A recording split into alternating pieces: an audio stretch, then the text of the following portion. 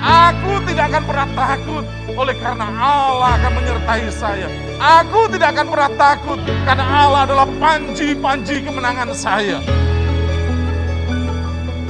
Salam saudara, selamat pagi. Ada sukacita? Amin. Ya, meskipun kita mendengar berita yang menyedihkan, apa yang terjadi di daerah Sigi, saudara kita 4 orang harus terbunuh, dan saya harap saudara tidak perlu berspekulasi, apakah itu politik, apakah itu macam-macam, karena ditanyakan kenapa baru sekarang muncul dan lain sebagainya. Tapi yang jelas adalah Yesus sudah menyatakan itu kepada kita semuanya, bahwa mengikut Tuhan itu harus berani bayar harga. Amin. Nah, itu sebabnya pada pagi hari ini saya mau berbagi kepada saudara mengenai syarat mengikut Yesus. Saudara, dalam segala sesuatu pasti memiliki syarat. Saudara, untuk lulus sekolah ada syaratnya. Betul kan? Saudara harus belajar, ngikutin ujian, dan dinyatakan lulus, saudara sudah memenuhi syarat untuk diluluskan. Hal yang sama kalau saudara pengen dapat ijazah, ada syaratnya. Selain saudara lulus apa saudara? Sudah lunas bayar uang sekolah. Sudah lunas bayar uang sekolah. Kalau belum lunas bayar uang sekolah, meskipun sudah lulus, ijazahnya masih ditahan. Nah, ada syarat. Semua ada syarat. Kalau saudara ingin sukses juga ada syaratnya semuanya. Tidak ada sesuatu yang datang dengan tiba-tiba, saudara. Banyak orang Kristen salah memahami mengenai mengikut Yesus. Orang Kristen selalu melihat bahwa, ya saya mau mengikut Yesus dengan cara saya, dengan syarat saya. Pada waktu saya mengikut Yesus, kemudian saya akan diberkati. Jadi dengan cara dia mau mengikut Yesus. Saudara, saya mau nanya, kalau saudara pergi ke sekolah dan ikut sekolah, daftar sekolah, dan kemudian saudara mengikuti sekolah itu dengan cara saudara, kira-kira di DO enggak saudara? Ya, yang penting kalau saya pas bangun siang, saya enggak sekolah. Kalau pas bangun pagi, saya akan ke sekolah. Itu diberhentikan. Kenapa? Saudara tidak mengikuti syarat. Saudara melakukannya dengan cara saudara sendiri. Banyak orang Kristen mengikut Tuhan dengan caranya sendiri, dengan syaratnya dia sendiri. Nah, pagi hari ini mari kita akan melihat apa yang menjadi syarat yang Tuhan tetapkan untuk kita bisa mengikut Tuhan, untuk kita bisa menjadi murid Tuhan. Mari kita akan melihat di dalam kitab Markus pasal yang ke-8. Markus pasal yang ke-8.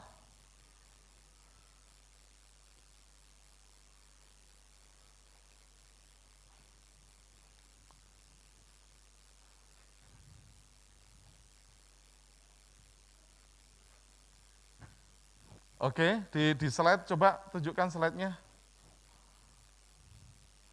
Oke, Mas Markus. Sudah? Ya, slide selanjutnya. Oke, mari kita akan baca bersama-sama. Markus pasal yang ke-8, ayat 34 sampai dengan yang ke-37. Oke, 1, 2, 3.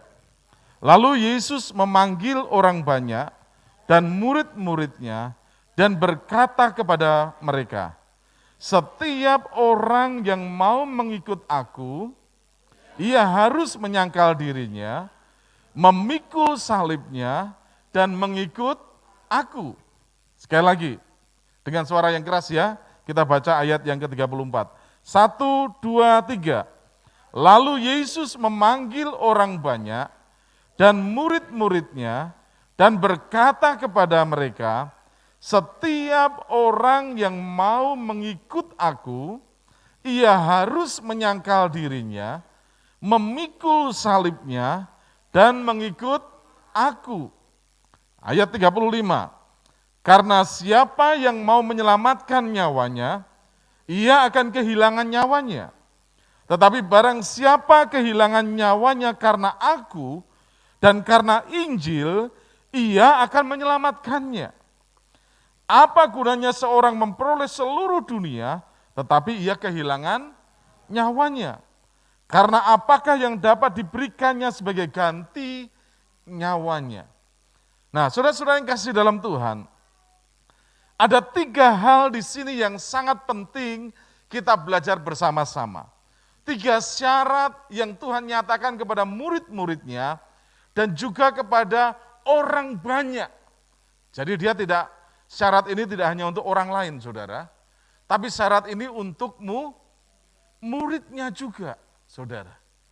Yang pertama apa, saudara? Yang persyaratan yang pertama yang harus mereka ikuti. Yang pertama adalah apa, saudara? Slide selanjutnya. Harus menyangkal diri. Kemudian yang kedua adalah harus memikul salib kita. Oke. Yang ketiga, mengikut Yesus.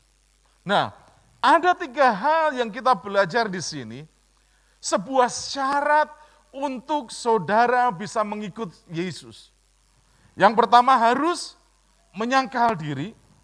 Yang kedua harus memikul salibnya siapa, saudara?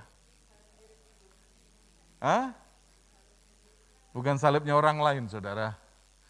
Jadi setiap kita itu punya salibnya masing-masing, saudara. Jadi jangan sampai salib kita suruh orang lain yang mengangkat dan kita jalan kaki sendiri, saudara. Nah, itu tidak masuk dalam sebuah persyaratan. Saudara harus memikul salib saudara sendiri-sendiri. Nah, salib ini satu sama lain berbeda-beda beratnya. Ada orang yang memikul salibnya begitu berat, tapi karena itu salib saudara, ya ikut. Kemudian yang ketiga, mengikut Yesus.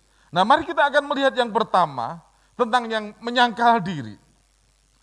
Nah, di dalam kitab Lukas di situ dikatakan bahwa ini ada terjemahan sehari-hari, ya. Ini versi terjemahan Indonesia masa kini dikatakan demikian. Kemudian Yesus berkata kepada semua orang yang ada di situ, dikatakan apa? Orang yang mau mengikut aku harus melupakan kepentingan sendiri, itu artinya adalah menyangkal diri. Ini jadi nggak perlu diterjemahkan.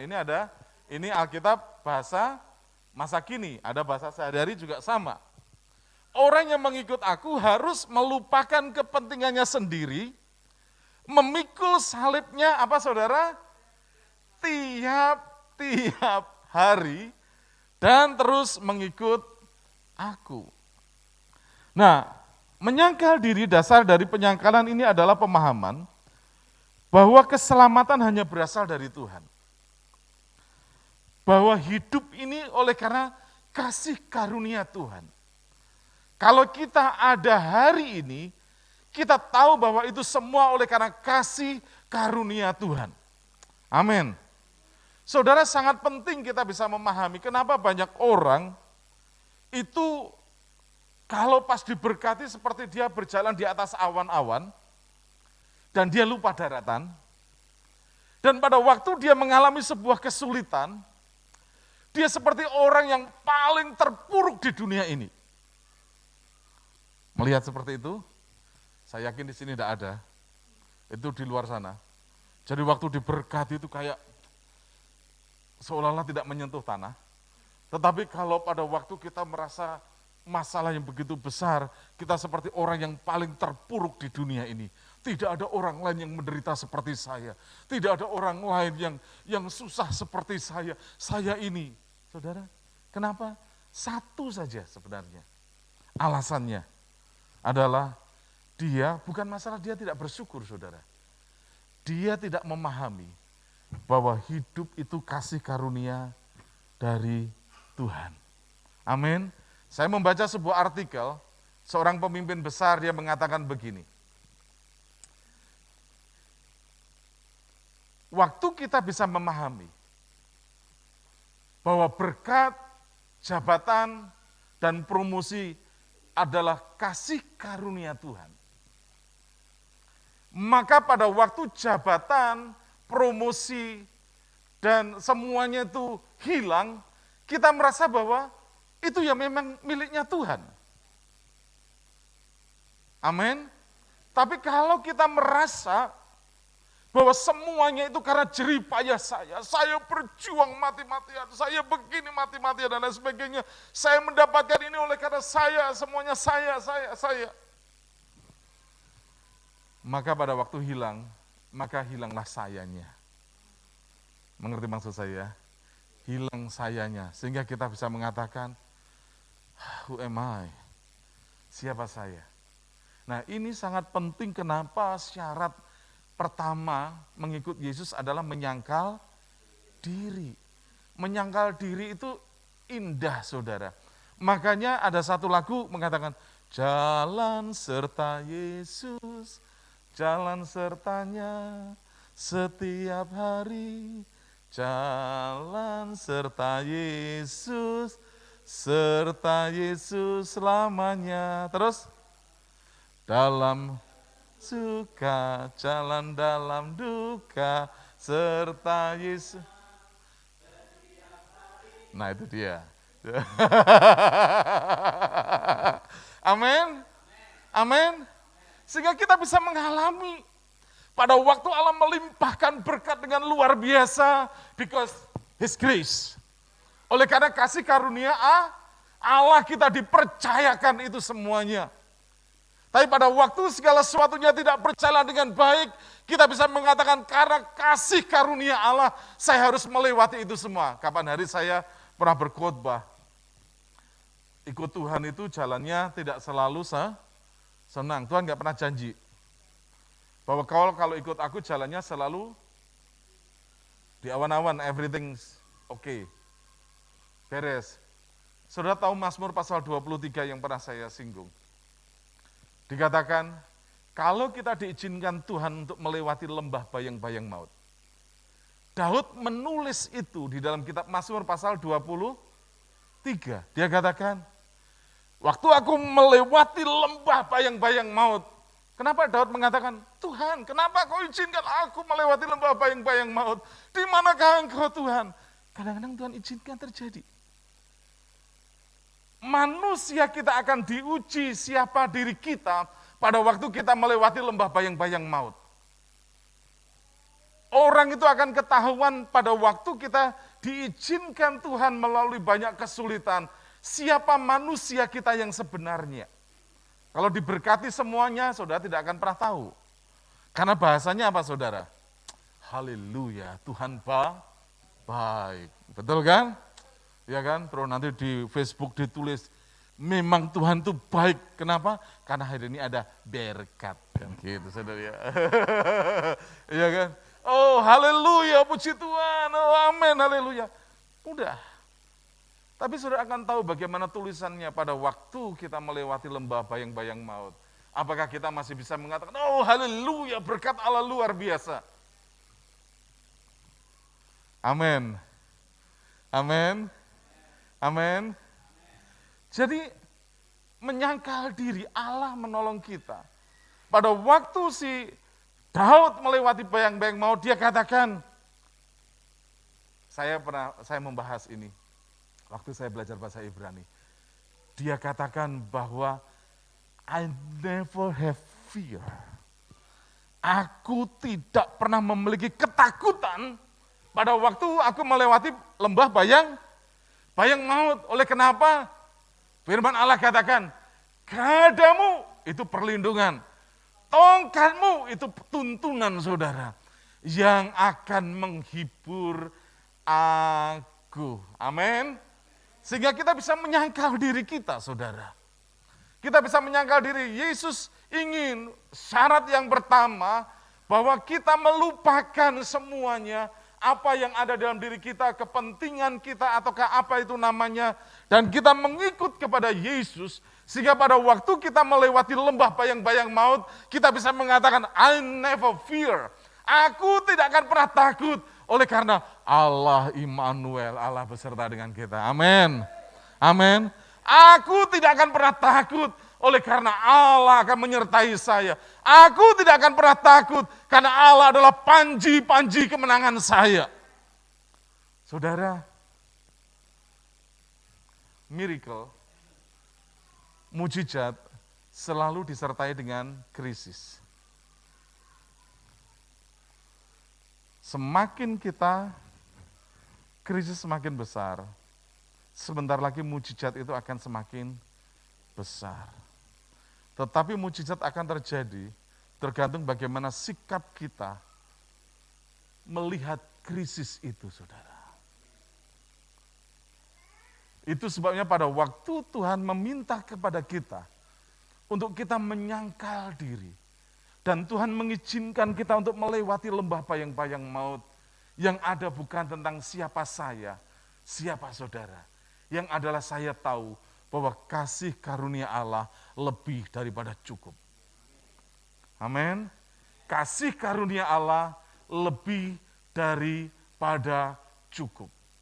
Dan saya yakin sekali, di dalam doa-doa, bahwa sebentar lagi akan ada mujizat yang luar biasa, yang akan terjadi kepada orang-orang yang percaya, yang mengikut Tuhan, yang berani menyangkal dirinya, dan selalu melihat bahwa semuanya itu oleh karena kasih karunia Allah yang luar biasa. Amin. Amin. Nah, ini sangat penting buat kita semuanya, saudara-saudara yang kasih dalam Tuhan.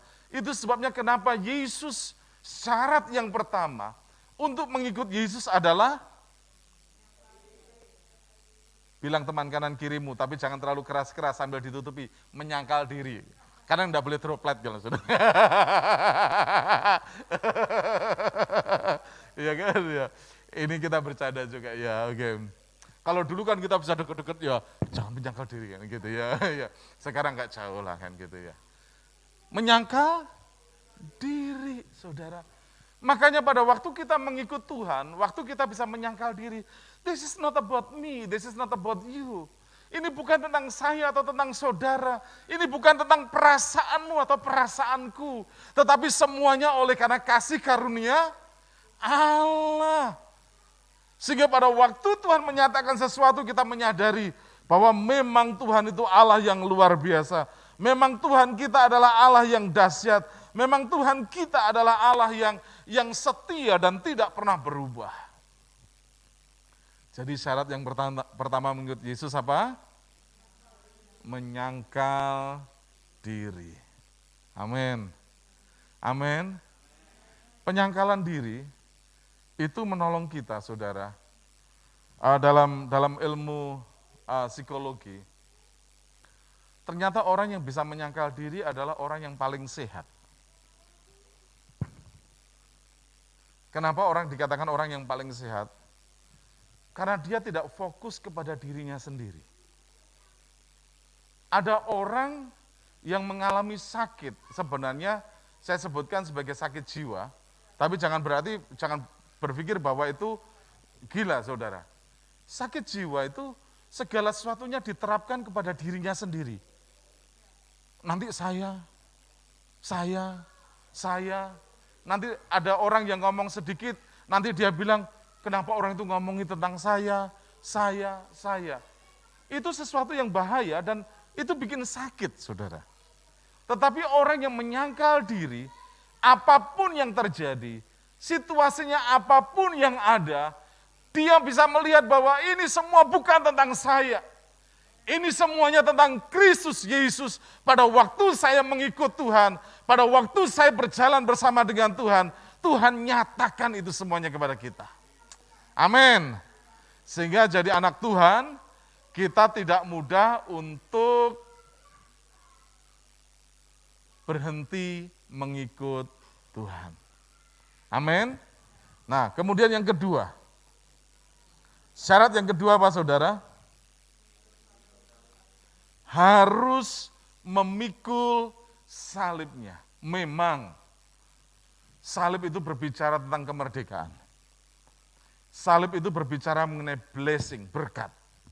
Salib itu memang berbicara tentang kemenangan, memang benar. Tapi jangan lupa bahwa salib itu juga menjadi sebuah lambang penderitaan. Salib itu juga menjadi sebuah lambang kematian. Salib itu melambangkan kehinaan. Salib itu melambangkan cemoohan. Salib melambangkan penolakan. Salib melambangkan penyangkalan diri.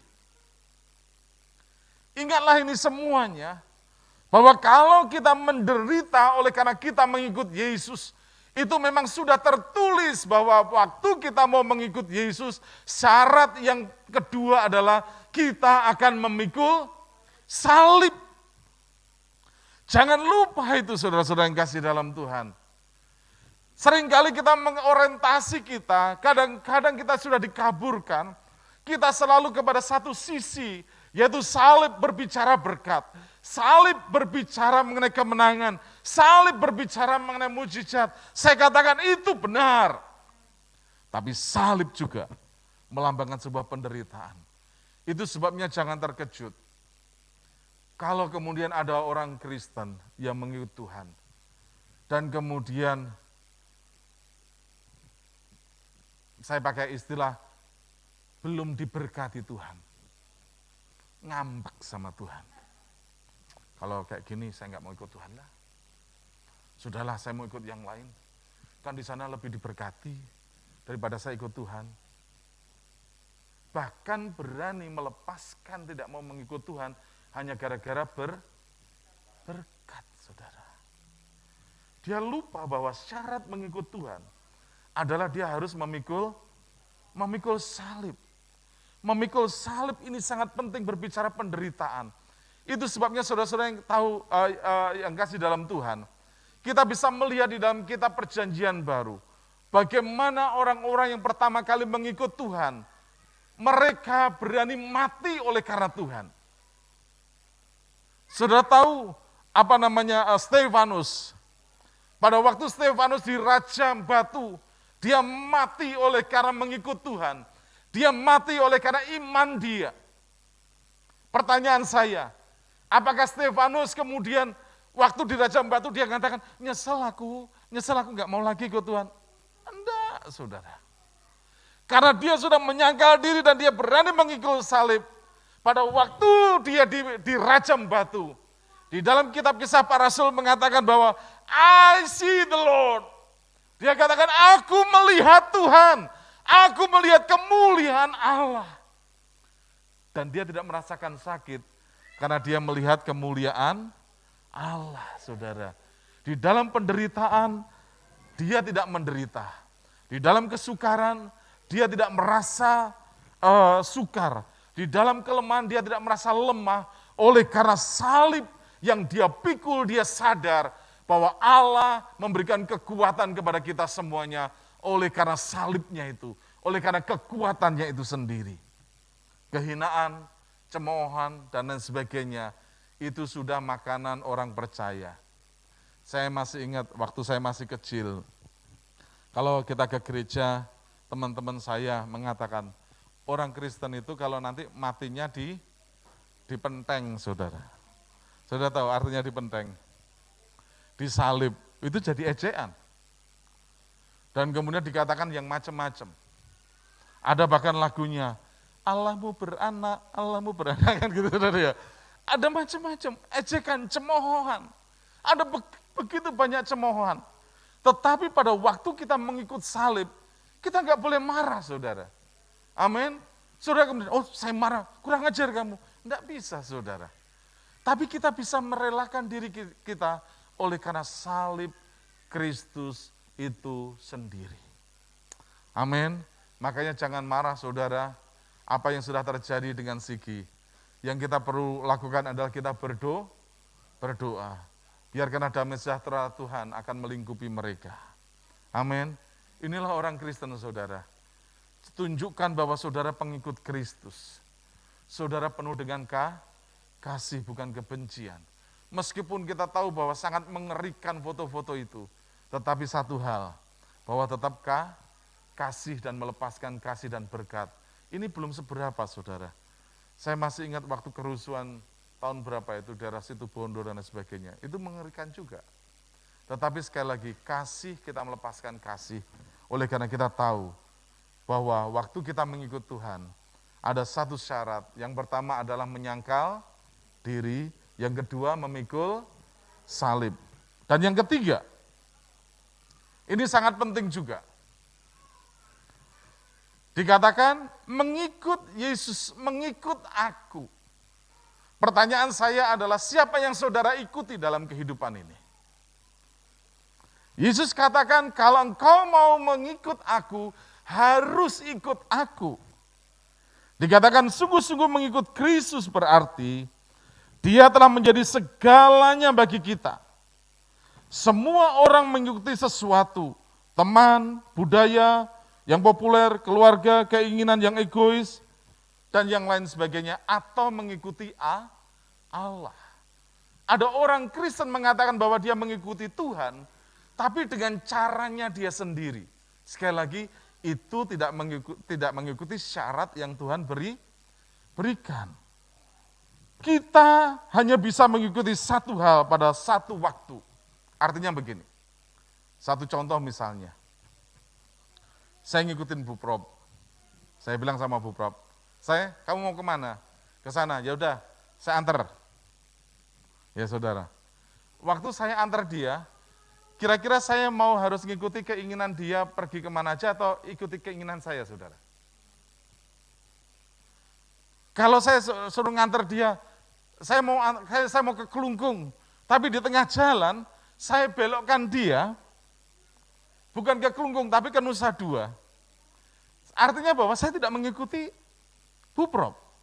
Saya mengikuti diri saya sendiri meskipun satu mobil, saudara. Banyak orang Kristen melakukan hal yang seperti ini.